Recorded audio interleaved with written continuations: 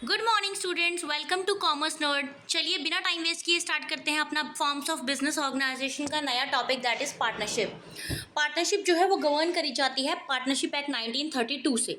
कि पार्टनरशिप में क्या होता है, कई सारे पार्टनर्स होते हैं और वो म्यूचुअली अग्री करके आपस में वो प्रॉफिट शेयर करते हैं और रिस्क भी शेयर करते हैं। ठीक है, फीचर्स आते हैं इसके फॉर्मेशन। जो पार्टनरशिप है वो इस्टेब्लिश किया जाता है पार्टनरशिप एक्ट 1932 द्वारा।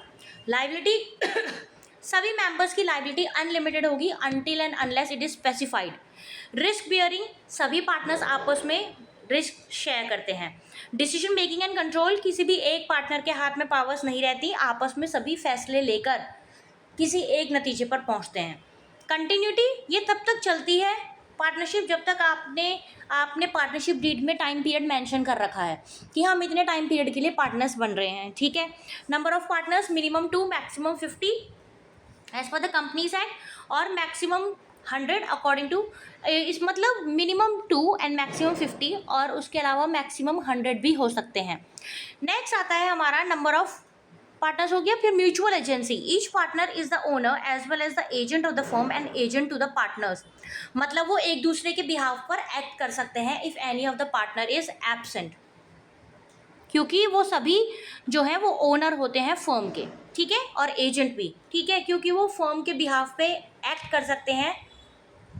ठीक है, नेक्स्ट आता है हमारे मेरिट्स। अब हम पार्टनरशिप एक्ट के मेरिट्स पढ़ेंगे कि इसकी खासियत क्या क्या है। Ease of formation and closure, business can be establish and close very easily. क्यों? क्योंकि वो हमारे पार्टनरशिप डीड में ऑलरेडी मैंशनड होता है कि हम किस किस पावर्स के और किस किस कंडीशंस के तहत काम करेंगे। Balance decision making, balance decision making होती है क्योंकि हर पार्टनर अपनी रिस्पॉन्सिबिलिटीज़ के लिए रिस्पॉन्सिबल होता है। फाइन, मोर फंड्स, फंड्स की जो क्वांटिटी है या यूँ कहें कि फंड्स कितने होंगे वो बढ़ जाते हैं as compare to the sole proprietorship, क्योंकि इसमें पार्टनर जो है वो काफ़ी होते हैं तो आपस में उनका जो कंट्रीब्यूशन होता है वो बढ़ जाता है। Sharing of risk, business sharing, sorry really sorry, चलिए, sharing of risk, business risk and responsibilities are shared among all the partners. क्यों ऐसा, मतलब जो जितने भी पार्टनर्स हैं वो आपस में सारे रिस्क शेयर करते हैं और उनकी रिस्पॉन्सिबिलिटीज भी डिवाइडेड होती हैं। Secrecy, it is easy to maintain business secrecy as there is no need to submit financial results. ठीक है, अपनी अपनी जो सीक्रेसी है वो बनाए रखते हैं क्योंकि ऐसा कोई सब उनके ऊपर प्रेशर नहीं होता कि उन्हें अपने सीक्रेट्स किसी के सामने रिवील करने हैं। M I clear? नेक्स्ट आता है लिमिटेशंस। अब लिमिटेशंस क्या है पार्टनरशिप की? Unlimited liability, each partner's liability is extended to their personal property. मतलब हर पार्टनर की जो प्रॉपर्टी है, पर्सनल प्रॉपर्टी, उसके एक्सटेंड तक उसकी लाइबिलिटी होती है, तो मतलब एक तरह से अनलिमिटेड ही है। नेक्स्ट आता है limited resources. Availability of finance is limited due to the restriction. अब ये डिपेंड करता है कि नंबर ऑफ पार्टनर्स कितने हैं। ठीक है, अगर पार्टनर सिर्फ 2 हैं तो भाई बहुत लिमिटेड रिसोर्सेज होंगे। ठीक, अगर 5, 6, 7 हैं तो भी एक रेस्ट्रिक्शन रहता है ना, पार्टनर अपनी सारी प्रॉपर्टी थोड़ी लगा देगा बिजनेस में। फाइन, तो इस तरह लिमिटेड रिसोर्सेज हो गया। अगला आता है पॉसिबिलिटी ऑफ कॉन्फ्लिक्ट्स, क्योंकि कई तरह के दिमाग एक साथ काम करते हैं आके, तो जितने दिमाग उतने आइडियाज़, तो हो सकता है ओपिनियन में कॉन्फ्लिक्ट्स हो जाएं, तो इस तरीके से पार्टनर्स के बीच में भेद मतलब डिस्प्यूट्स अराइज हो सकते हैं। ठीक है, lack of continuity, any conflict between partners or death of a partner may bring business to an end। कोई बिजनेस किसी पार्टनर का हमारे साथ कन्फ्लिक्ट हो गया, किसी पार्टनर की डेथ हो गई, तो उसके वजह से हमारा बिजनेस एंड पे आ सकता है। Lack of public confidence, it is difficult for an outsider to ascertain the true financial position as there is lack of availability of financial resource. ठीक है, क्योंकि कोई बाउंडेशन नहीं है पार्टनरशिप फर्म पे कि वो अपने सारी रिपोर्ट्स को बाहरी लोगों के सामने खोल के रखे, तो इसीलिए लैक ऑफ पब्लिक कॉन्फिडेंस हो जाता है, बाहर के लोग कॉन्फिडेंस में नहीं आ पाते हमारी पार्टनरशिप फर्म के। टाइप्स ऑफ पार्टनर्स, अब हम आगे देखेंगे कि पार्टनर्स होते कितने तरह के हैं। ठीक है, सबसे पहले आता है हमारा एक्टिव पार्टनर। एक्टिव पार्टनर नाम से पता चल रहा है पूरी तरह से एक्टिव है। प्रॉफिट्स भी शेयर करेगा, लॉसेस भी शेयर करेगा, पूरा कंट्रीब्यूशन भी देगा कैपिटल में और लायबिलिटी भी शेयर करेगा, ठीक है, एक्टिव है पूरी तरीके से। फिर आता है sleeping partner, a partner who contributes capital, shares profits and losses and has unlimited liability, ठीक है, ये सब होता है, कैपिटल भी शेयर करता है, प्रॉफिट्स भी और लॉसेस भी शेयर करता है, लायबिलिटी भी अनलिमिटेड होती है, पर वो मैनेजमेंट में पार्टिसिपेट नहीं करता, इसीलिए उसे स्लीपिंग पार्टनर कहते हैं। जैसे कि वो सोता रहता है, कि सभी पार्टनर्स मैनेजमेंट के डिसीजन में पार्टिसिपेट करते हैं और वो सोता रहता है, वो पार्टिसिपेट नहीं करता, ठीक है, that is sleeping partner.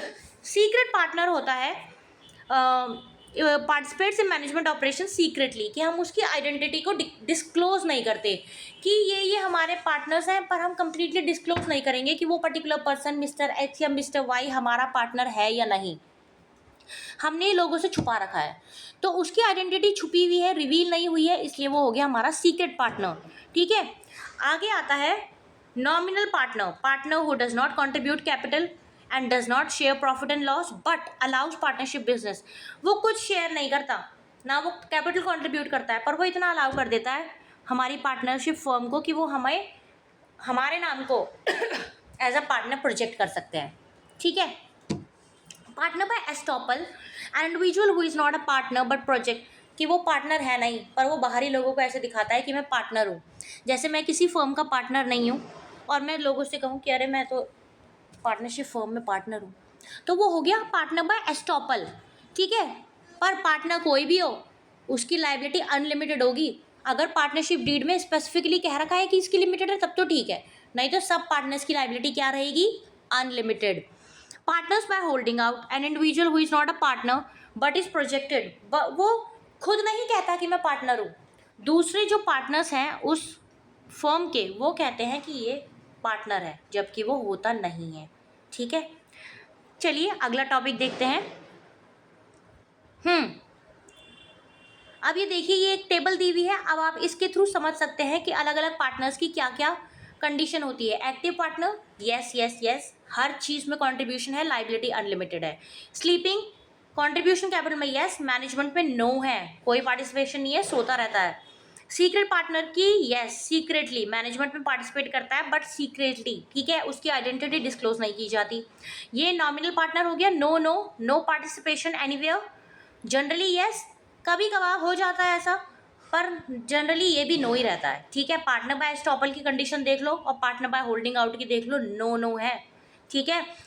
Partner by estoppel के मामले में वो खुद कहता है कि मैं पार्टनर हूँ, जबकि वो होता नहीं है, और पार्टनर बाय होल्डिंग आउट में दूसरे पार्टनर्स कह सकते हैं कि वो पार्टनर है, जबकि वो नहीं होता है, fine. Minor as a partner, अब माइनर की क्या कंडीशन है पार्टनरशिप फॉर्म में, a person which is below the age of 18 years, 18 साल से कम उम्र के लोगों को हम माइनर कहते हैं, ठीक है। वो पार्टनर बन सकता है अगर पार्टनर्स अग्री करते हैं पार्टनरशिप फॉर्म के, बट वो लीगली रिस्पॉन्सिबल नहीं होगा, लीगली वो पार्टनर नहीं कहलाएगा, ठीक है। टाइप्स ऑफ पार्टनरशिप देखिए, अब टाइप्स देखते हैं इसमें, classification on the base of duration, duration के बेस पे पार्टनरशिप एट विल, अगर आपने विल में मेंशन किया है कि हम इतने टाइम पीरियड के लिए वर्क करेंगे तो वो आपका कार्यकाल होगा 1 साल, 2 साल, 3 साल। पार्टनरशिप, पर्टिकुलर पार्टनरशिप, ये वो पार्टनरशिप है कि आप किसी एक पर्टिकुलर मकसद के लिए साथ आए हो, कि हमें इतने गुड्स मैन्युफैक्चर करने हैं, उसके बाद हमारी पार्टनरशिप खत्म हो जाएगी, या हमें इतना प्रॉफिट कमाना है, इतना प्रॉफिट कमाने के बाद हमारी पार्टनरशिप खत्म हो जाएगी, ठीक है। अगली आती है classification on the base of liability, ये हो गई जनरल पार्टनरशिप, इसमें सबकी अनलिमिटेड लायबिलिटी रहती है, ठीक है। फिर आता है हमारा लिमिटेड पार्टनरशिप, इसमें कुछ की लायबिलिटी लिमिटेड रहती है और कुछ की अनलिमिटेड, मतलब कि वो पार्टनरशिप डीड में मेंशन्ड होगा, am I clear. Next topic आता है हमारा पार्टनरशिप डीड। अब पार्टनरशिप डीड वो एग्रीमेंट होता है जिसमें हमारी सारी टर्म्स एंड कंडीशंस खोल के लिखी गई होती हैं कि हम इन कंडीशंस के तहत पार्टनरशिप चलाएंगे। जैसे सबसे पहले name of the firm, nature of firm, duration, किसी पार्टनर की क्या क्या ड्यूटीज़ और ऑब्लिगेशंस हैं, वो किस रेशो में अपने प्रॉफिट को डिवाइड करेंगे, उनकी इन कैपिटल और ड्राइंग की क्या क्या इंटरेस्ट होंगे, और किन कंडीशंस में अगर डिस्प्यूट होते हैं तो हम उन्हें किस तरह रिजॉल्व करेंगे, ये सब हमारी पार्टनरशिप डीड में मैंशनड होता है, ठीक है। मतलब कि वो एक ऐसा डॉक्यूमेंट होता है जिसमें सारी टर्म्स एंड कंडीशंस मैंशनड होती हैं पार्टनरशिप की।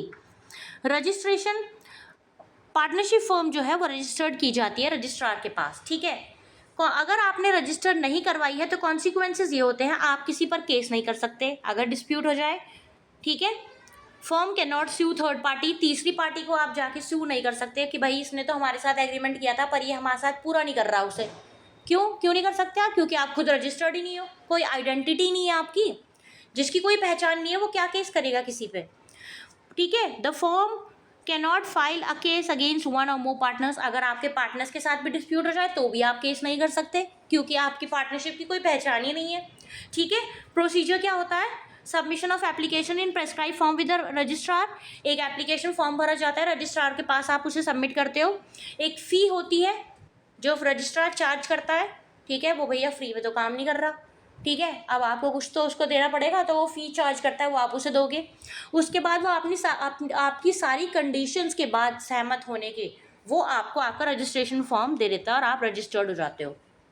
बट रजिस्ट्रार का सेटिस्फाई होना बहुत ज़रूरी है, ठीक है। तो ये हो गई हमारी पार्टनरशिप, फाइन। अब आएगा हमारा अगला टॉपिक कोऑपरेटिव सोसाइटी, वो जो हम करेंगे अगले वीडियो में, ठीक है। पढ़िए बहुत पढ़िए, ठीक है, if you want to be successful, ठीक है। चलिए, लाइक सब्सक्राइब और शेयर करना मत भूलिएगा, ये बहुत ज़रूरी है। Good bye.